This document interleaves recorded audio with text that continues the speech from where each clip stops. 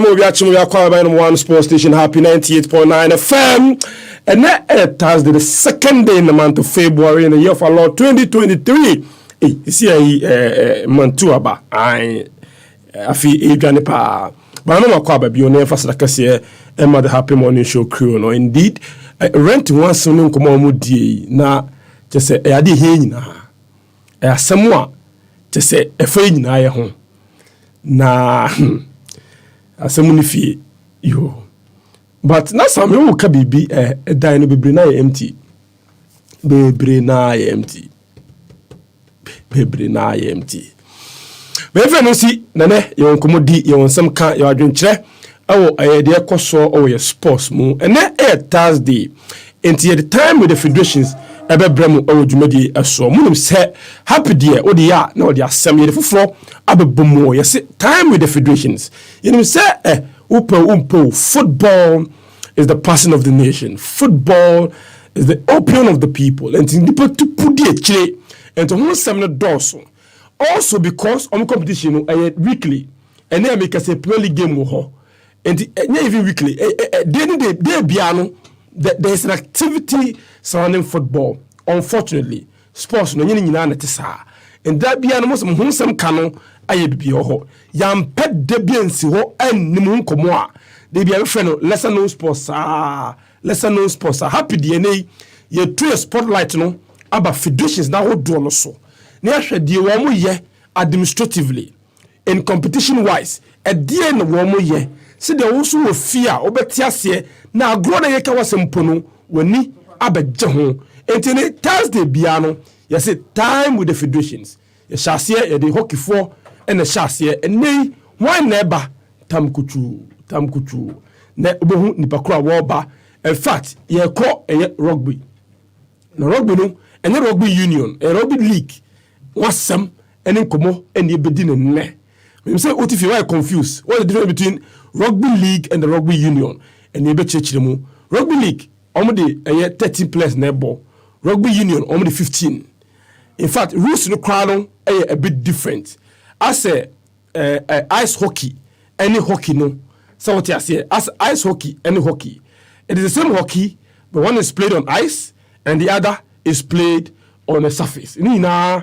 technicalities kakra e wo mu ha se boachi na se we dey besuade say oh yes ha no say was ha no adusiano doso ha so anko to kwa ndo ade ha zero here ni go city zero dey bi etini be kum ne hu de omo ye promote sport no competition score omo ye administratively die no mda tutu akwemu a omo de grow sports no nyina nkomo ho ane ye be di wodwumadie so and Thursday bia time with the federations hon komo ho a ye be di enana pay ba ye be di komo so nketenkete atete afiro kakaka answer federation for no aba ene the status review committee e dey about to just ye dey inyaya 2 terms of phone so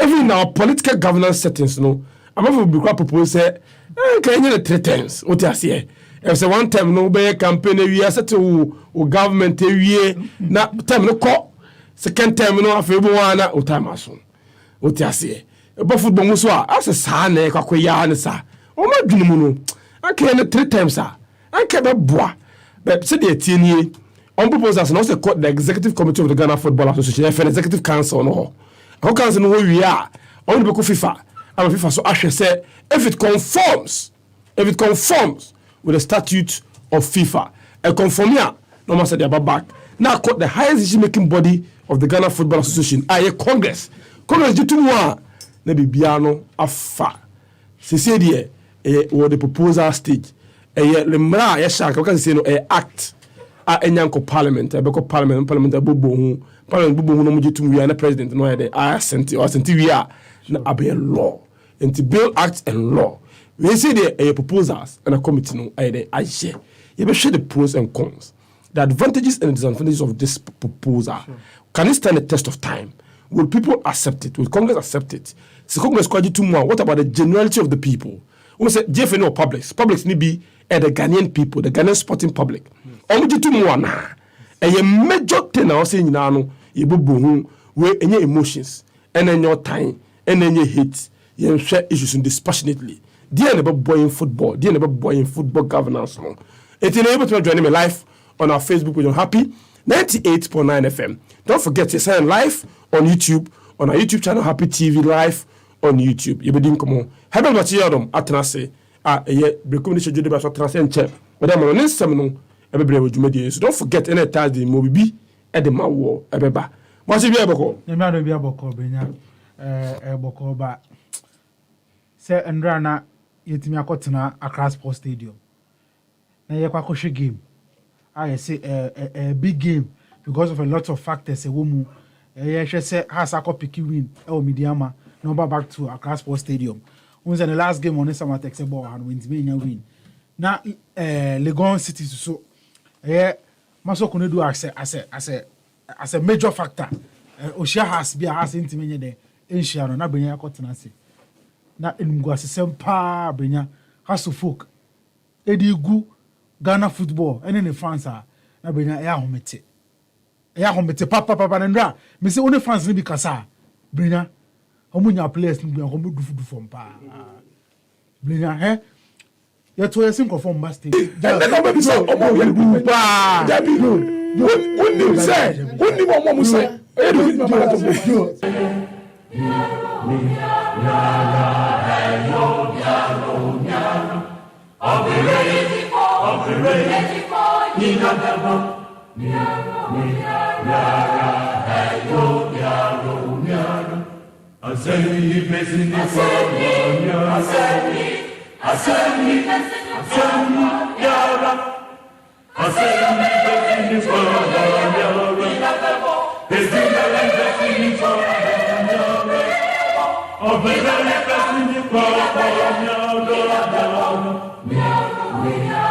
An editorial no my title say I know my level editorial. That is the name of my editorial this morning. Now asema mbeka ni madas adwene ho beye 1 week ni ansa na me di ho komo. If say asema wa ehame. Na asema wa wo se meka so. Onim say uko the history of the Ghana Football Association in penifo titru bebre and abe the president or chairman of the Ghana Football Association. Me found kwechiri bebre. Dr. Nyaho Tamaklo, ebe one-time chairman of the Ghana Football Association. Ofiho ansana Kwesi Nyantechi eba. Kwesi Nyantechi took, in fact, he became the first president of the Ghana Football Association because then it was chairmanship. Kwesi took that office to another level. Level of Kwesi the president, and Nyama Kwesi Nyantechi, at the share the FA presidency, no, it was unprecedented. Because during his era, Otumbe Wafu Zombie president. Indeed, Obe CAF executive committee member. Etosu Kosu Ebeye the vice president of the Confederation of African Football. On the world stage, Kwesi Nyantechi became a CAF executive council member. Tie. Besides that, Obe Krumha, there is no president of this republic, Kwesi, and Nenya good relationship. There is no minister of youth and sports who you need to person chair. Every single minister Kwesi worked with cordial relationship, mutual respect and understanding. And in Nipa abe man the Ministry of Youth and Sports no enye kohwa babi osafumafo Papa Wusu Ankuma. Name them. Name them. Ikuasena Danswa, Muntaka. Name them. These are respected members of our society. Kwesi Nyantechi carried himself in a certain way that brought respect and dignity to the office. Obiti ose hene wo kasa do asembe mpa na esintia wo kasa say ye. Mbacho Thomas, if you can roll the video, me there. That the president of the FA, Ghana should Ghana coach You lose your first game against Madagascar. Morocco are tournament. We needed to win against Sudan to qualify. We won 3-1 against Sudan. Players du hotel, the president of the FA, and in the inner circle, close friends and brothers, and the speakers is the lobby of the hotel. And the year Bush Tawali knew I know my level and the Mudiasa. And the year Tunum, president of the Ghana Football Association, president of Wafu Zombi.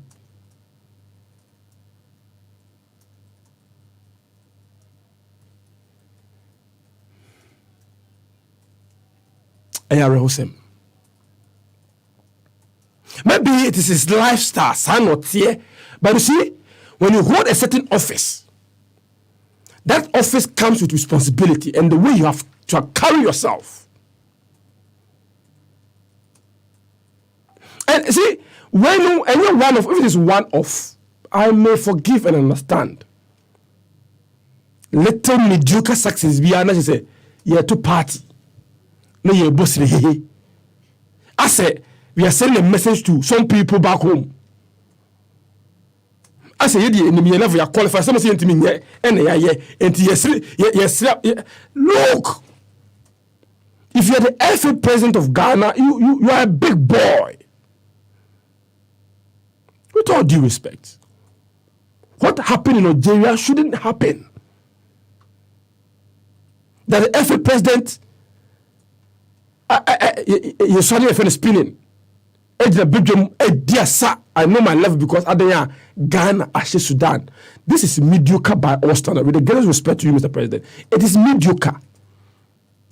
In fact, we have not won the CHAN competition. And can final, and you winning, and you'll be in the crowd. I may forgive. You call CHAN, you bought 3 games. You win it back home, and you soon me, you know.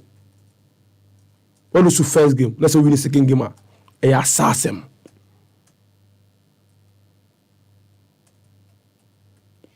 A assassin. This is a president that office now access to, you know, look, I'm worried because I've had conversations with 2 corporate big boys. They've had cause to complain about some of these things of the FA president. Especially the Facebook post. No, because of the way okay, and I didn't know why Protea, I didn't just buy against Sudan and not Udiasa. Your football, no, or buy ye 40 years away, I didn't know their bar, a policy directional, and you're so monumental. I said the fortunes of our footballer into the old boy Udiasa. Nothing. And then more Casper Stadium. Open by Michel Ohene. You league them to see and the next year or next 2 years, you people will come in the stadium. Because everything about the league is so bad. Playing surface, quality of players, promotions, officiating, TV coverage, everything about our league is so poor that you expect the FA president to be concerned and be initiating moves. To initiate moves, sir, and Kabeti's message, people's perception about the league. Nothing. Nyeko chane ku wini match against Sudan na chese ama 40 hotel lobby. Diasa na Ghana nka Sudan afeni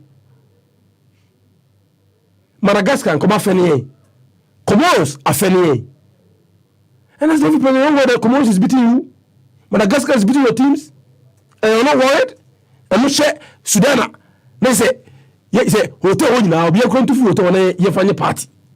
What kind of thinking is this? What kind of thinking is this? That our standard has fallen so much so that in the Ghana Sudan was if every president didn't see Lord Kwanso no what's that?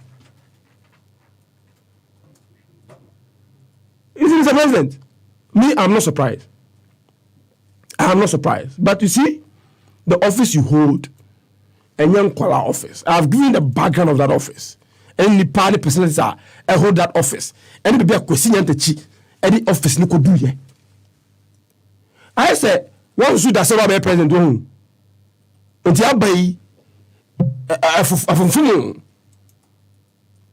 What him said, and now as good dear Moko court on the intention issues. On winning to it is spinning could try if you're near Bo, number 4, sir, including the FA president. Adea, quarter clients in Kubo League. And the is spinning, SCFA car park, and the Bonyon, and a man forcer. And who is managing the FA president? Who is tapping him on the shoulders and say, President, but you're way dear at a black car. It's above you. Mashado munye, madereko kliku munye. But who was instructive? You know this? Have you seen Prosper the General Secretary do this? No. Have you seen Prosper as an adult? In all of this shenanigans. But so self-acclaimed chief of staff. So who said him now? So Obianka, you ought to be managing the FA president. You ought to be managing him. That boss, assemble the men can, assemble the can, with the men yet. It is the same attitude and a man called public gardener. No, to be adon because nobody is managing him. Now tell me why elections are contested. Did he manage himself this way? Did he carry himself this way? If he had carried himself this way, you should say, "I'm winning elections, no, and come win it." Because the amateurish behavior is becoming too many. But you see, when you become the FA president, you must act as such. You must talk as such. You must walk as the FA president.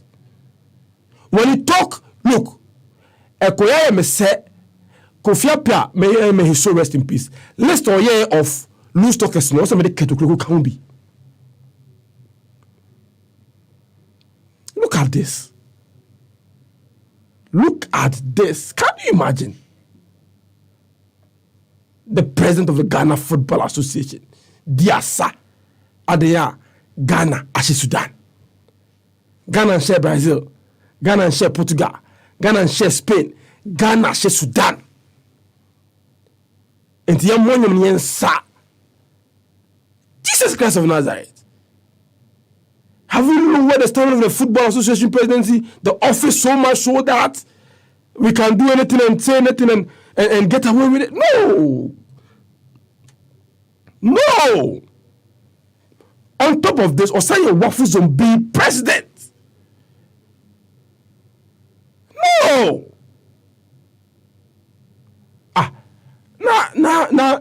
Fellow FA, is that the way they behave? Is that the way they behave?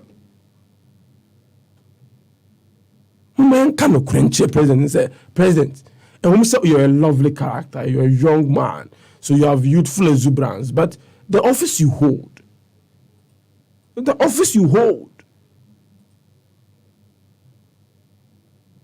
somebody close to him should tap him. That national team is here, and you want about what you say, Martin Luther King. And they be also addressing Homo near chat near about social media. What are you looking for? What exactly are you looking for? Branding, I ain't too much. Get your hands dirty. Do the job. The job. And no, branding, no. Even the branding, suspect. The job must be done. Our national teams are collapsing. Our club football is collapsing. That is the real job.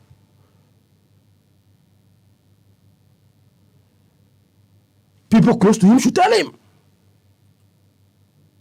That Kwesi took the office to a different level. He shouldn't know what the standard. He should not know what the bar. If he can't even go above it, maintain it. And maintain the standard. You say, "Oh, the motorcade, baby, when him now the bodyguard do what he." That is not the standard. The standard is your personality, how you act, how you talk. It is not the cosmetic niyama, the motorcade, the bodyguard. That is not it. It's the way you carry yourself. Shadow, talk to your man. Jijimu, talk to him. You are an older person. Talk to him. Guide him. But someone should step into the shoes of Joe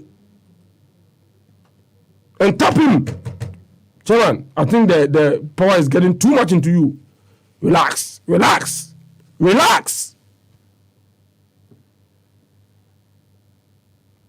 Anyways.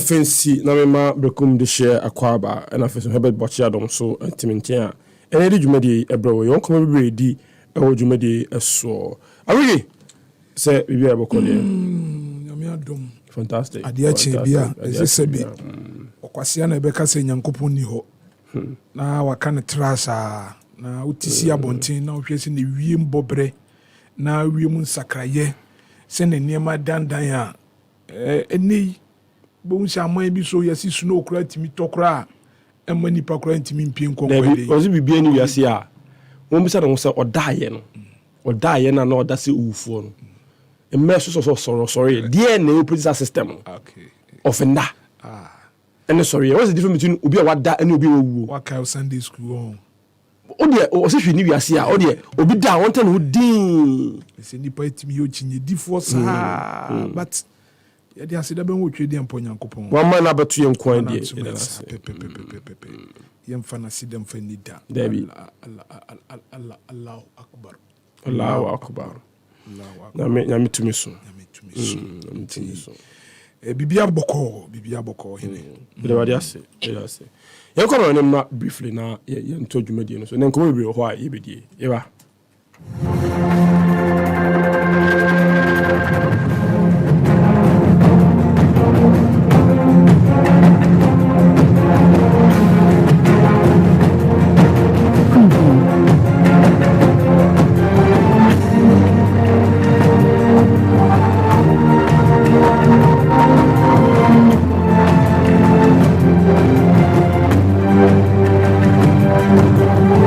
Brekum de schedule ba transfer dem on nsam ebre Afriki yenko oyne yemfa sede ni kabia mfa mo twedi ampo nyankopon na tiefo muti abre na abre nyina ye da o mase se omo eda so etie bomodia se ye enkomo ayedi ensem aye kan ni o beti ni wete dada nyina no oso obejoni o Facebook live na odo eye o comment ahodo ede aba oba na wa like na wa share page no na mbokra ne dem onua bi so atimi anya kwanya no no so atimi follow a program ba bibia wo bia abusuafo na ye shase dia na ye shase dia free empokran dia ewo United States of America NBA ho enkomo kakra ene ye kwa kodie ne ahomachi ewo eye oman Ghana mu ano omo follow ye hu ye na anajo ewo United States of America se games ni bi etimi ekoko so a e ma che ibinu edi nkunim ibinu so edi enkugu na akoye enije sem na awira wo sem edi ama teams ni binom wei e ma eye Portland Trail Blazers ebo modern a ekoto ehye Grillers for so eye 122 and 112 eno mudi eye enkunim eho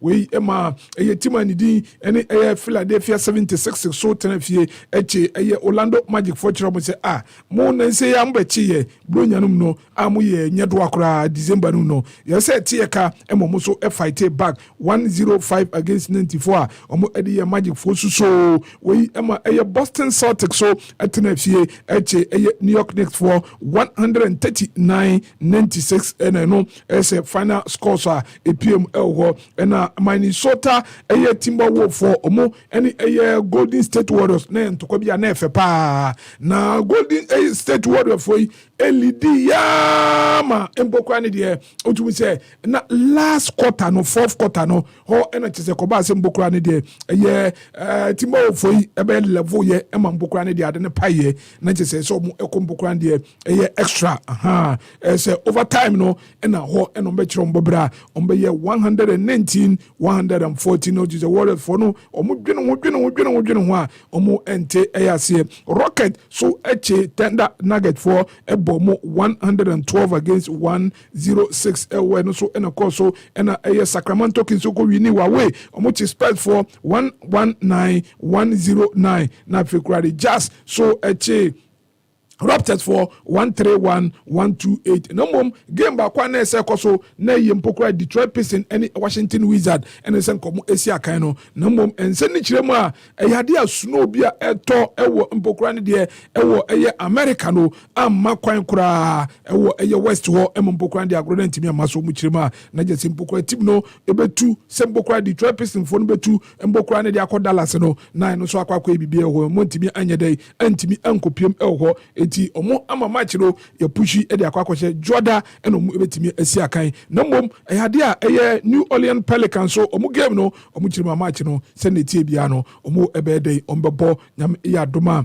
eye ochine fieda ena match ne betimi abaso na yese ho ensem eno no ye kan nyina no na chese yemfiri wona fe yentintoma na yemfa yeni enchire eye football na eno a match se koso ewo eye Europe a na match se no mu yen kokopiem ewo mpokra de EFL ye kan eye League Cup na course no na chese Manchester United coach Eric Ten Hag ni abresa krodom pasa fi obetimi ayi niema bi atututu hihye niema yie pa ozi se league no kra no ntimi nyi dia enye se kuruwa ebo Manchester United na odura ochi eye Nottingham Forest for yo mu adwuma kra no o share match ni wie ya omu ekopiem ewo final no eba so ewo Wembley no ena chese papa yi ede nkomodie ede edan ensentwerefo. It's good to reach the final, of course, but it's not about reaching the final, it's about winning the final. And so that's going to be tough. We have a great opponent, so we prepared that well, but now we are focusing on the Premier League because in 2 days the Premier League will continue. We enkomo achese papa na tu edwa na okani de wie ya pani esu na no ade ye hu se o captain kura o starting game na Bruno Fernandes a chire kura na Harry Maguire ba ye no so ka wa ba de ade so wa de me na be de day captain number bia na ehia pa e ma chese ye Bruno Fernandes so chire ma e ye ni je nkote. Feels great. Obviously, it was something that we wanted to achieve. We did it today. Obviously, it's a long way still for the final. We have many coming now, big games, important games for us. Let's enjoy just for the rest of the night because from tomorrow on we have to think about the next games because we know how it is to play in England, in the Premier League. We have many competitions and to be on a full energy in every game. So just enjoy today, not that much because in 2 days too we have another game, but obviously very happy for us, for ourselves, for the club and for the fans. We all deserve this. Okay, that is a way. Emma final no ebe baso nyame iya doma ewo eye Wembley na ohwe sene final no ya kuruchi dia na no ebe ye 26th of February 2023 eda kwasi da na Newcastle na je say na wira wosam ne say Bruno Guimaraes a che so no so ni Bruno Fernandes gina free club akono on the red card ewo na no game a Newcastle omu ewini ewo Southampton for so eti nei amache so no de ontimi emobia na mom Manchester United Anthony Martial ne Fred Gora o shedo eno na pia United de mo gogo piem grand finale a mo ehwe ni mu pa na ye ken Ghana ni abrante fen Antoine Semenyo ena ne bonmefo akwakoto no na ense bebre ho na bonmefo to no wie ye do ena abrante no ye say amanfo bisa no kura say na wo ball wo boy wo style of play ni chese ebetimi anani ye ken no say Drunk, can use both feet really well, so I'm hoping I can add that to the team and help us win games. Play along the front three, left, right, and down the middle. Quick, strong, can use both feet really well, so I'm hoping I can add that to the team and help us win games. We enkomo chese Antoine Semenyo Ghana ni abrante odito adwa ye ken na chese former Black Stars man for the free akwa enei we piem ewo Iraki ho na oyedei contract ro o tintim bibia akra wie kra na chese kwa kodi agro ewo Iraq Montenso na enwo ensabro eno a match ni bia kokoso na ohwe Spanish League do FC Barcelona ekoto edisha Real Betis for so yana Estadio Benito Villamarín no yana wedding pa na no Barca for koye ekokoshe by 2-1 a chese ohwe 2 goals o mu sheye Rafinha and Robert Lewandowski eto ntena ekire kura no na Jules Koundé on go be ono so ekopiantu mu a nice pressure na no wedding pa na asa match no na Xavi Hernandez e dia ba betu adwa so se we ye de ye soro no say ya twimo ye da soro ho na Madrid bi super set na obone match a na owini ye ntiso dogo bi kro nu abekura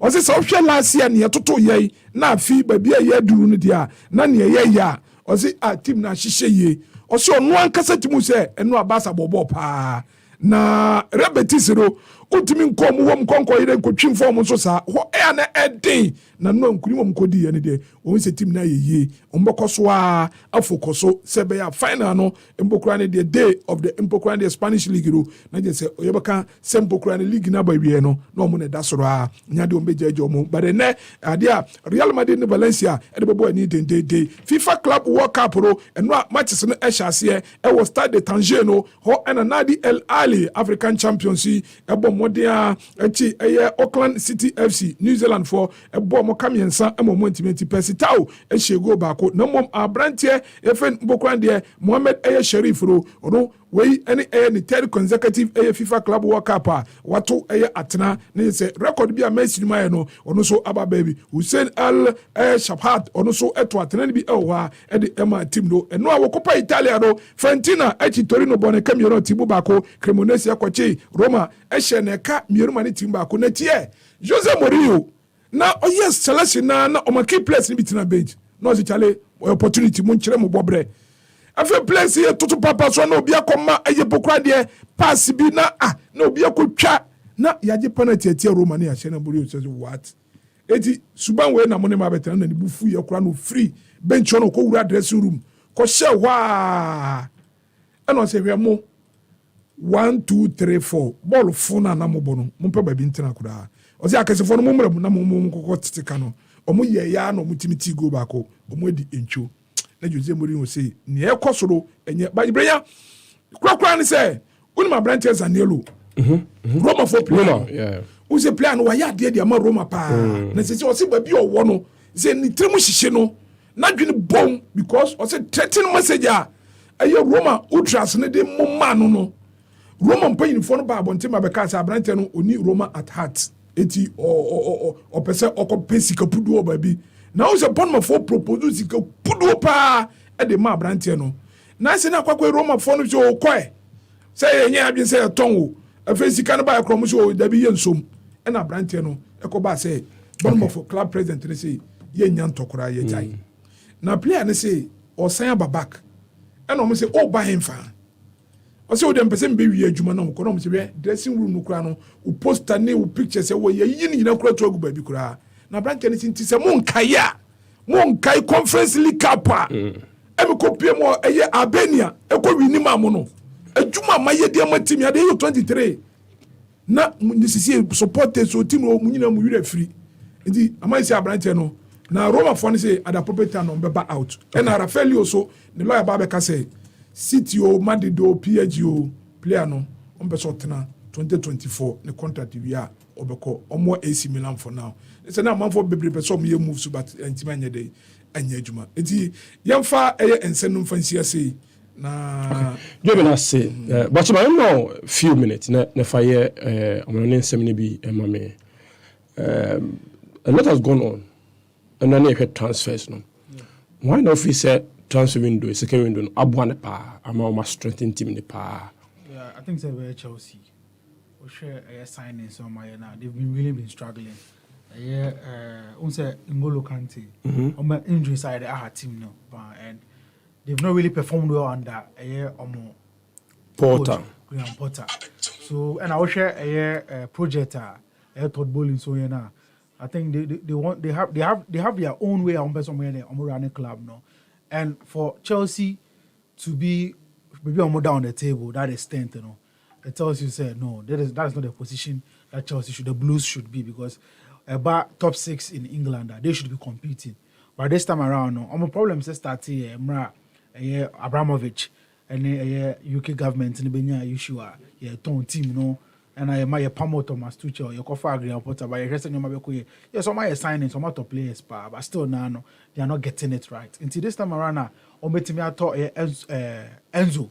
Enzo, now he's a very good player. I think I've monitored him. At the World Cup, one of the he was even adjudged the best young player of the tournament. He's an engine, and that is what has been missing in this Chelsea team. Yes, Georgie. Don't forget the one Felix who's not 7 red card ban is available for selection and all that. You understand? We share signings of my year. Once I'm going guy so free. Monaco, he's some dark guy, be a defender. Is it Bernadette? Bernadette, yeah. You understand? So they've made some strategic signing. Last time I work on. Let's see how coach Graham Potter would be able to blend them for them to work, because right now they have everything, and then they have to start competing.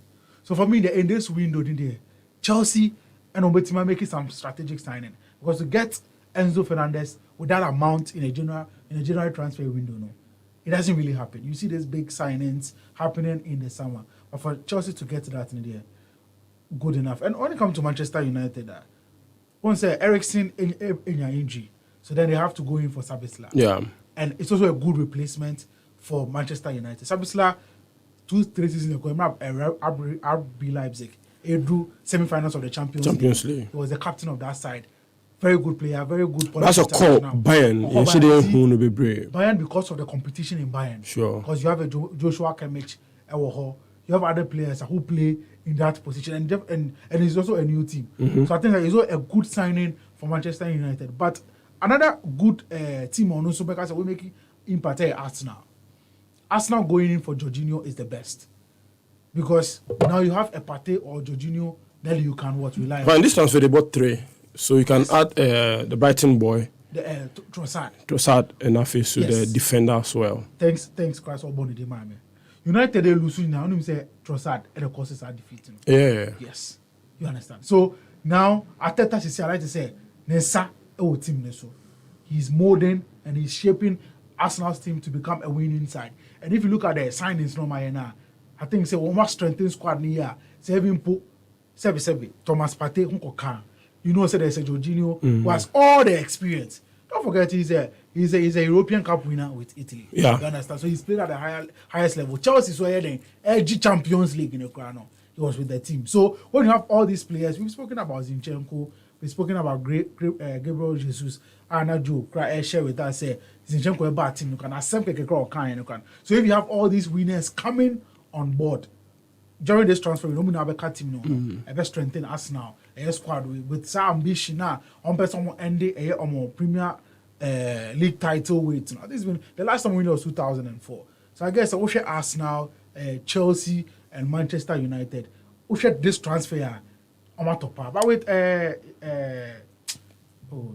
Nottingham Forest, some sign be brave, but still na I don't know. I said they are still struggling. And we're hearing that our captain, you may land at Nottingham Forest. But say Ebekoye and I say Nkoye because already they are really struggling. And it makes sense because social players are they have to play together. But they have some experienced lad in the squad. Should be say Sergio Rey, or be say Cameroon. Jesse Lingard, Kwao.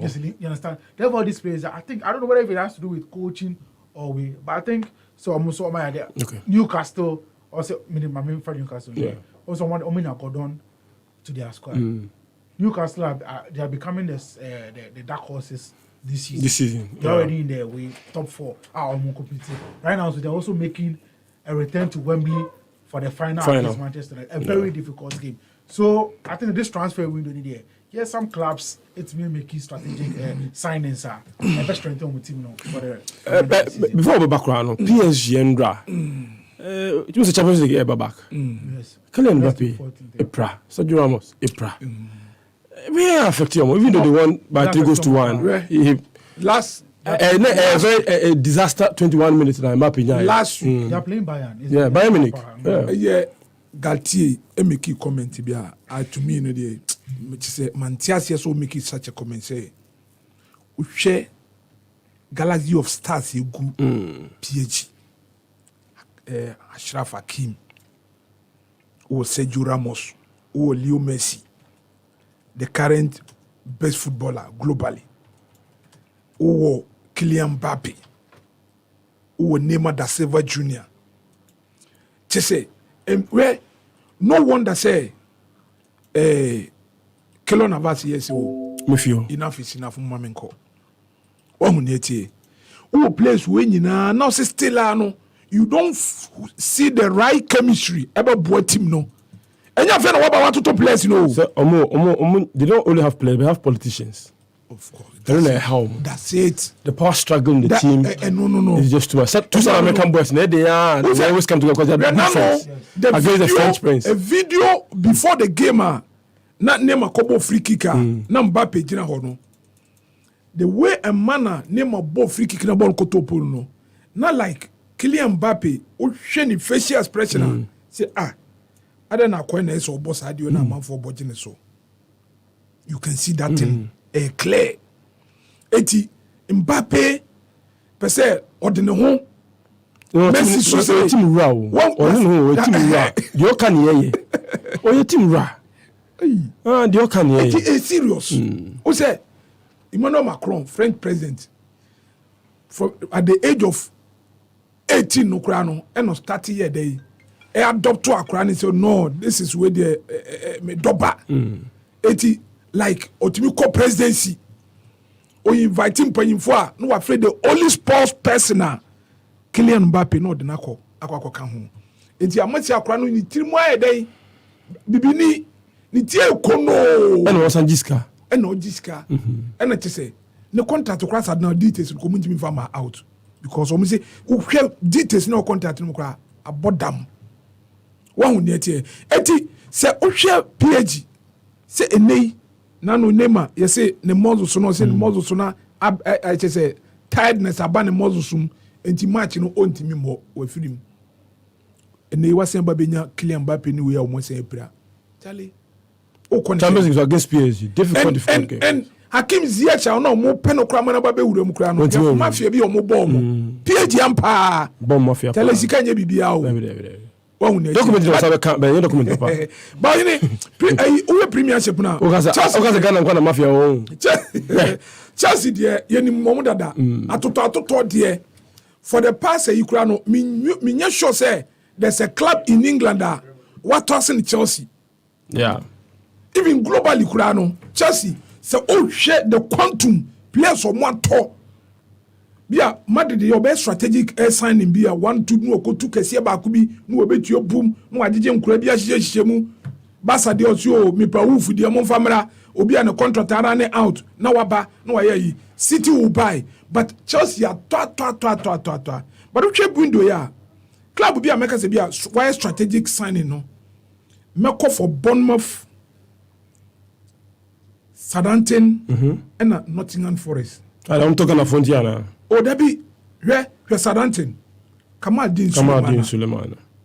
the fire na ekura brantena obano eno a anya me wan say League A for e said that a small documentary about him here day e ka say oh Ghana for yewo eye adepa and so share a brantena ball and no ball e wo French League A na somebody was telling me way back say that Techiman boy is cast in the mode of Thierry Henry Pepe. Osheni pace, ni strength, ni goal scoring na. And right to Jim fire there pa. Kwa mo fa so ye no adwuma e de ne call Nordland. I'll call you from Nordland to Rennes. Na utumi say we develop it. Yeah. And no echo Paul Onuachu. That Nigerian boy. Yeah. With a KRC gang. Penton teammates. Or Shese or She go to send here to say. And that's Joseph Penton showing birthday. Oh, so promise fans. Yeah. Or promise we fans. We deliver goal. But no more game. So I never can say. Na Ghana 3 players so no more Upin. No, you know so team. One net here. Na eti. When trying that guy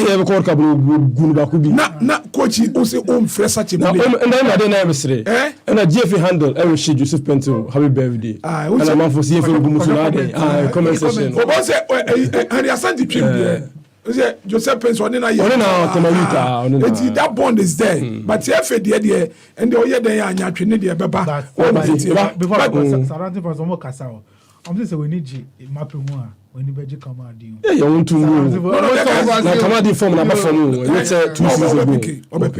Yeah, me tell the man into aso. Hello, Medofo. Me nim say adwuma ye den. Wanye adwuma so a enye yie. Mabasa me be ma wo den na sipie sita. Join me every weekday 7 to 10 p.m. Our happy evening driver sir. All my beautiful ladies who wanna link up. Mepo wonimupa and commodore one tidbita. Epe boa lifestyle. Me need the kiesika. E prema phone from it ekia cash.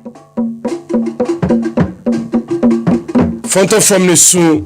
Yes, but come or I card or your mom wants some no Abraham. All right. Hi says Adaroma and the regime de Kessere bro way your mem handsome wa a chego Mr. Wada body and a te was on a 10 year pa what it be and so afraid and a year bet some year person poor actually most and panampa and some will be essence and be many do dia sempa kwame or worry high sense everyday prices for everyday people 10 year. So open fridge papa, open rice cooker papa, kettle papa, iron papa, iron board to near ma mekubenu. What I say, papa no what you see. So no open near ma hot this is a damn kitchen yadina. Omonchane soko, showroom swingina I ready. High sense say tufu. Men could not quantrank or Tony maybe as will be say high sense and debbie. Hey, come on kasa showroom honum. E be a water cradi, e be water qua, e be encrying. Tema Kumasi Mankesim Obuasi Sunyani Techiman Tamle Hohoi Kufuridua any encrocra who doing na number my best price into Bomodia so overcome check from where Najin Chemu ye na usampani and pa high sense or ba no janina so 0302 550000 0302 550000 na your first said ya na your first said you're free in summer hodwa etwaguo ewo omemhu ase na afekura no nkrokro ahodo nyina so a ewo memhu a enche bia na enra tetwen commodify ball boku aye friend sir Ridge City FC na Ridge City FC omahwama bibiara atimi akoso yakope partnership a omune everything na edeboso de ne se be ya obetimanya akande ani ade nyina edesisi omakama bia atimi akoso yi kropra ono insia na oye omusiwo kese pa wo hwama bibia atimi akoso yi ene twetwen komo ama ne kire partnership a womanya ene everything no partnership measure on say mba football there na debia obi eni da mba football ana yesu de yete club ni make sure say and say the man mba na bobo na omabo na ebi omma mi aka cho me say waso aware agency patcho jai ball no bo e serious idea ya fa ne pass e nti yete club there make sure say your branding is on point so your effort na you put into branding of the club no and the man Everton FC ya o UK exporting who say oh and you say boy who modern say you try to be one band life. Partnership where I'm supporting on the coaching and development side. In terms of offering coaching technical support, in terms of Ghana, no more try to in person, no more supporting your club, no more supporting. It's not just your club, no more supporting. They are hoping some the Drew Ghana. I'm not sure how they can support women's football in general, whether girls or boys. Now I toss one more. I'm not sure how I'm going to use it. Cleopatra Tremu. The entire Rich City Women's Football Club no eba ye am happy for te ase bo mo baso so ma ba die e be boa amane ma nyina koso ye e o ema boremo. And why a drink a crowd? I'm hoping that our partnership, we know. A baby, my girls, my boy, why drink a crowd? But this season, we found it very, very tough. Last season, Division 1, the topic, we need greater crowd. It was a walk in the park, but as you call big girls on the side on the hot sharing a crowd, you go so. All right. If you want more, yes, I'm called Ghana Football Association, who's a born, and one you go so national team, I hold on, I can't some title crown in somewhere a quarter, a jar, a happier for me, who are boating what they put my man for United, I say, is Capudo, I have blasters and Brackens, you know, about your home budget and some no, your first year, whom you move your free parliament in whose amina, or Jerome Ochre, a Century Mappa, Edna Noatum. Black Stars na koye bi abet with in South Continent tell her near the sabo Afcon e ko say study bia World Cup ba say ko yi san ko yi e de the here and say akotu scam bi ni mo bia so mboto players na nya bi technical teams on your committee members and you there then confidently we will say we done a good job we have to pay ourselves. That is what we are doing in Brenya and no ejuma ye entino enyenwa. Ora Jerome Ochre, Echre mo can semi brace after the Ghana crown. We are behind time because in Yama air course we football no and Yama air catchery.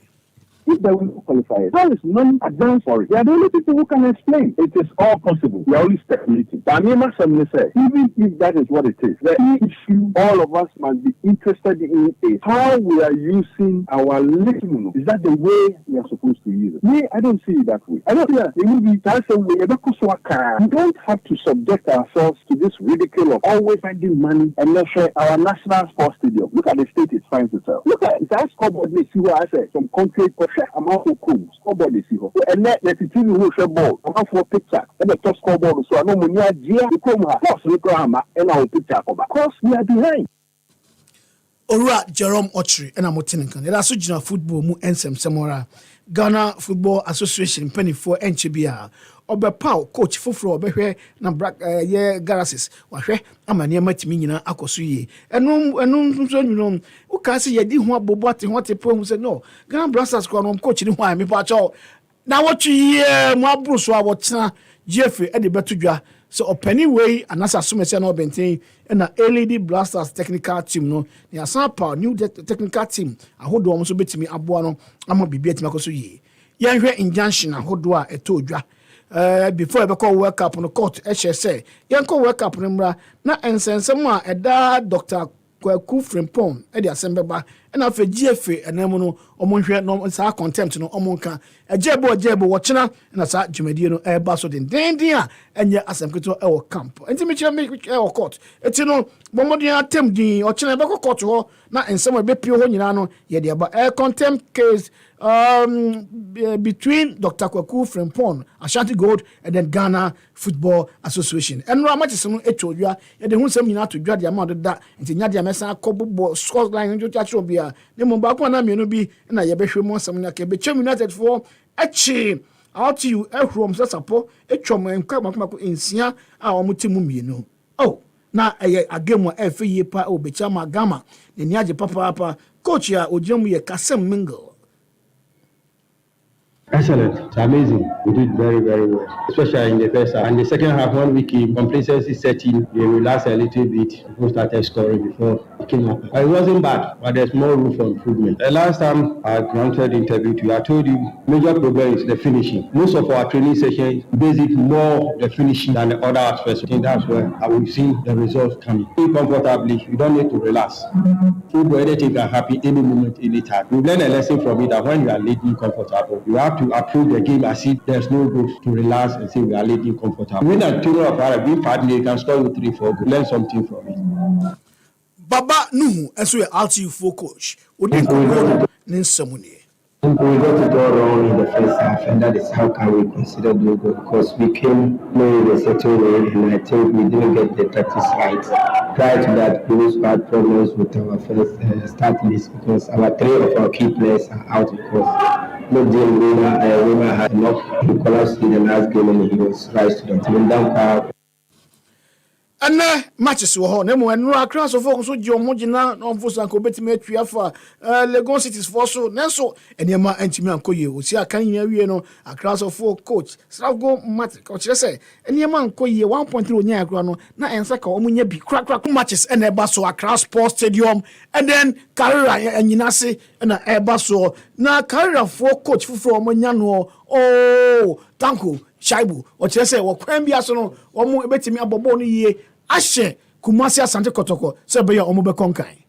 The BI are difficult, except that we should know how to manage the difficulty. So when we get to the bridge, we manage to cross. It's a big club by all standards, but on the field of play, it's 11v11. So we shall see how it's going to be on that day. Yadi a fifth sermon and I say, my Omamuhan sermon, ABC say. Nemo when about 2 matches in a we pair now match day 16 so air to also this coming weekend Saturday and Sunday Monday. Abusian for we did with the Asempa Kwame Owari. High sense for and the so mu edumedi at the brew. High sense of everyday prices for everyday people. What is the full name of her current boyfriend? Jake. The full name of your current boyfriend? Sander Mendes. And to Jake, leave him. Manuel Fumbasa. Oh, ETV Ghana sono. O memende nyumra yedo ayede. Memende nyumra bia no wo pepepe. Ni na ya trase abra ye different zone edit down. Jumedi eye competition a emo kunya. No share yon ku bi ni nsem bia wonti ase no modidi mo ho nkomo. Na afi ye bisa nsem no timi twa sanche wade aka ho. Me say friend zones on ETV Ghana. Chen so peso kai ho na wini dia. Akunya na beda ho ma. Yes, spell check, artistic segment, eating competition, word games near Dingine Chichia. Opeso Babia, for number 0244 906235 and 0593 406547. Sponsorship so number Yana be friend. We a friend zone on ETV Ghana. Feel the fun. My body count 0.